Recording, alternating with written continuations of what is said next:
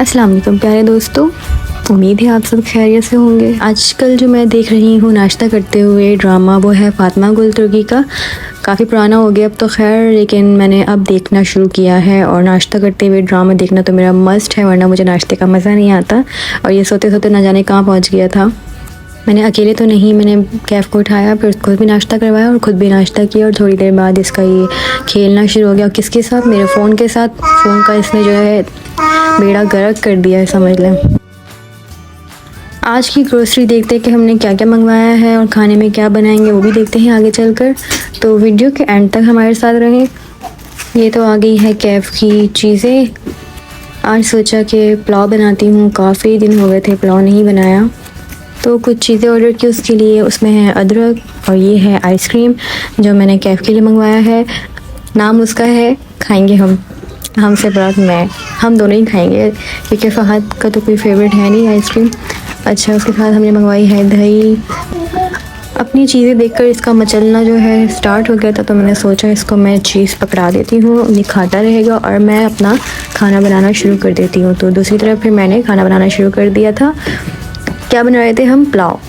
तो मैंने ले लिया खूबसूरत सा पतीला जो कि किसी टाइम पे खूबसूरत था और अब बदसूरत इसलिए हो गया है क्योंकि बेकिंग कर कर के इसका हाल हो गया है बुरा। और हमारा ओवन जो है अभी तक हमारे पास पहुंचा नहीं है, तो फ़िलहाल इसी से गुजारा कर रहे हैं।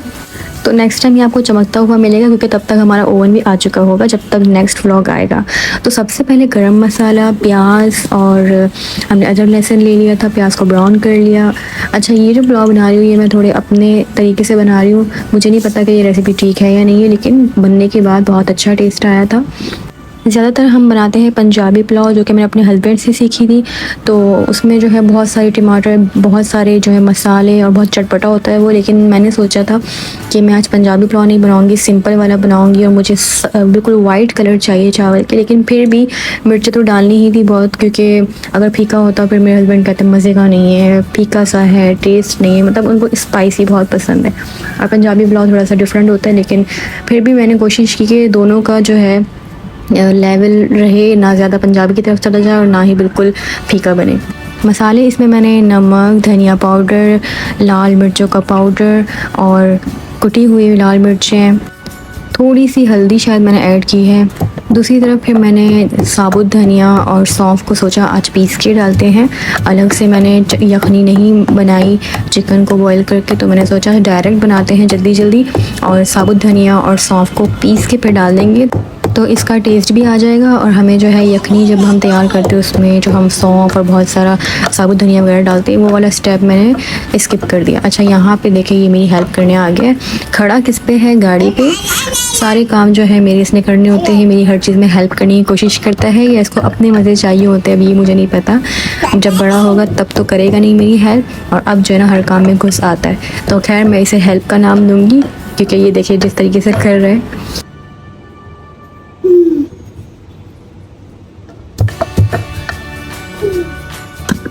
पकड़ने तो दो, गिर जाएगा ना।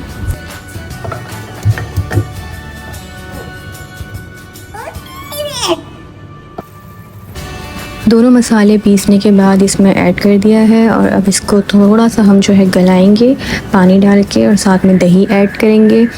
तो बस यही हमारे टोटल मसाले हैं जो हमने इसमें ऐड किए। इसके बाद लास्ट स्टेप आ जाएगा हमारा चावल वाला। अच्छा, मुझे पहले पुलाव बनाना नहीं आता था और अभी भी मैंने काफ़ी दफ़ा पुलाव ख़राब किए हैं चावल की वजह से ख़ास तौर पे। तो अब शुक्र है कि 2 दफ़ा अच्छा बना है, तो मुझे आइडिया हो गया चावलों का, क्योंकि वो चावल आए थे पंजाब से और पंजाब के चावल अच्छे तो हैं बट मुझे आइडिया नहीं था कि कितनी देर भिगोना है, किस तरह बॉईल करो, लेकिन वो फिर गल जाते थे, खिचड़ी बन जाती थी। लेकिन अब मुझे आइडिया हो गया, तो अब हमारे चावल खिचड़ी बनने से बच जाते हैं। यहाँ पे मैंने रायता बना लिया था और दूसरी तरफ जो है चिकन हमारा हाफ़ गल गया है। अब हम इसमें चावल ऐड करेंगे और फिर लास्ट आपको दिखाएंगे कि इसका लुक कैसा आया था। पानी इसका खुश्क हो गया है। अब हम इसे रखेंगे दम पे 15 मिनट के लिए। इस चेयर से इसको इतने मरतबा चोट लगी तो मैंने इसे उठा के किचन के काउंटर पे रख दिया था। अब ये वहाँ से खींच कर नीचे ला रहा था, मैंने सोचा वो गिरा के अपने ऊपर फिर चोट लगा लेगा, बेहतर ये है कि मैं इसे दे देती हूँ, नज़रों के सामने रहेगा तो उल्टी सीधी हरकतें नहीं करेगा। और दूसरी तरफ मैंने इसको जो खाने के लिए दिए थे इसकी चीज़ें वो इसने यहाँ पे ला कर सजा दिए हैं और पका रहा था। इसको अपने पापा की तरह खाना बनाने का बहुत शौक़ है। जब तक खाना तैयार हो रहा था सोचा थोड़ी सी आइसक्रीम खा लेते हैं। तो कितनी थोड़ी खाएंगे हम वो आप देख लीजिएगा।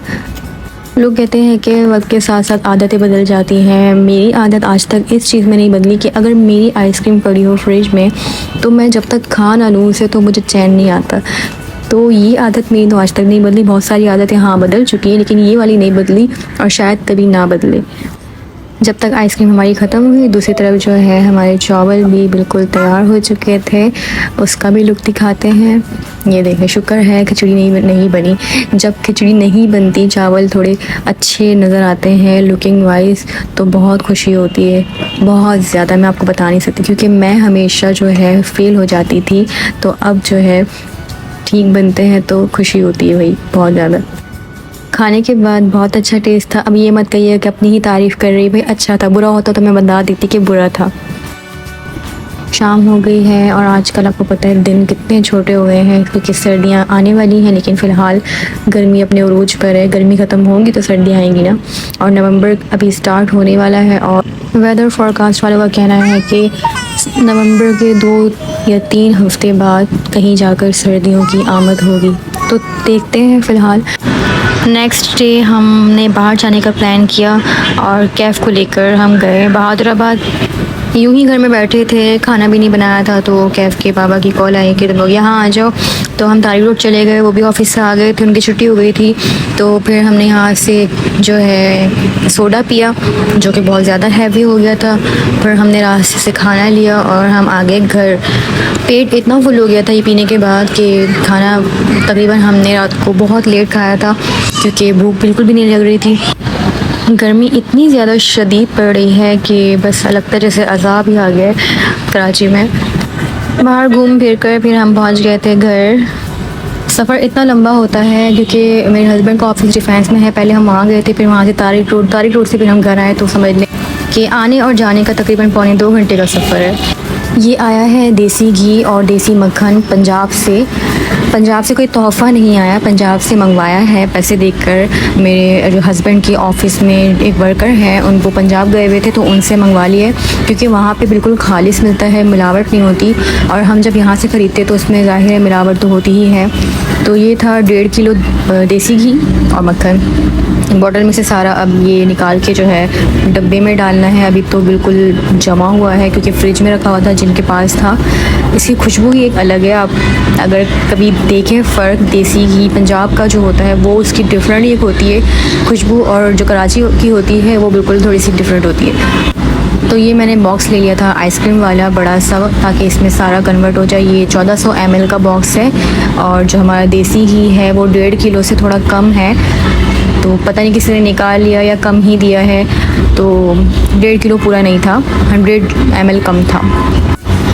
वो मुझे इस तरह आइडिया हुआ बॉक्स के हिसाब से क्योंकि जो बॉक्स है वो 1400 ml का है और इसको फुल भरने के बाद भी बचना चाहिए था मगर वो बचा नहीं। तो इसका मतलब यही हुआ ना कि कम है। क्या मेरी कैलकुलेशन ठीक है? अगर नहीं तो कमेंट में बताइएगा। और ये है हमारा मक्खन जो कि बिल्कुल प्योर है, इसकी खुशबू भी अलग है और टेस्ट भी बहुत अच्छा है। अच्छा, ये अनसॉल्टेड होता है क्योंकि जब घर में आप मक्खन निकालते हैं तो उसमें नमक नहीं होता, मगर आप ऐड कर सकते हैं। लेकिन ये टेस्ट में बहुत अच्छा था और खाने में भी लग रहा था कि वाकई में कोई चीज़ है। कोई आर्टिफिशियल फ्लेवर्स नहीं, कोई आर्टिफिशियल जो है केमिकल कुछ भी नहीं, बिल्कुल प्योर। अच्छा, पंजाब से अब सर्दियां जैसे शुरू होने वाली है तो पंजाब से हमारा आएगा साग, जिसका मुझे बहुत बेसब्री से इंतज़ार है क्योंकि मेरा फेवरेट है। और यही वाला मक्खन डाल के हम साग खाएंगे। साग भी आता है क्योंकि मेरे हस्बैंड के सारे रिलेटिव्स जो है पंजाब में रहते हैं और वहाँ से जो है साग वगैरह और जैसे इस चीज़ें मंगवा सकते हैं। लेकिन अगर आने वाला कोई हो तो आना जाना तो लोगों का लगा ही रहता है, तो हम साग मंगवा लेते हैं। लास्ट टाइम हमने 2 दफ़ा मंगवाया था, काफ़ी ज़्यादा, और वो फिर हमने रख के फ्रीज़र में खाया था। मैंने कैफ़ को पराठा बना के दिया मक्खन से, टेस्ट बहुत अच्छा था और बच्चों के लिए तो हेल्दी होती है ऐसी चीज़ें। उसके बाद हमने खाना ऑर्डर किया बाहर से, मेहरान ग्रिल रेस्टोरेंट का जो खाना है बहुत ही अच्छा टेस्ट होता है। उसके कबाब, कोई भी चीज़ हो, बहुत अच्छा टेस्ट होता है। तो हम अक्सर खाना यहीं से ऑर्डर करते हैं, बाकी जगहों से हम इसलिए नहीं करते। फिर नई नई जगह से आप करो तो फिर टेस्ट का जो मसला आ जाता है कि कभी अच्छा होता है तो कभी बुरा होता है। यहाँ का टेस्ट हमेशा परफेक्ट होता है, इसीलिए यहाँ से हम अक्सर ही मंगवाते रहते हैं। तो आज का हमारा व्लॉग हो गया है एंड अब मिलेंगे हम आपसे नेक्स्ट व्लॉग में, तब तक के लिए अल्लाह हाफिज़।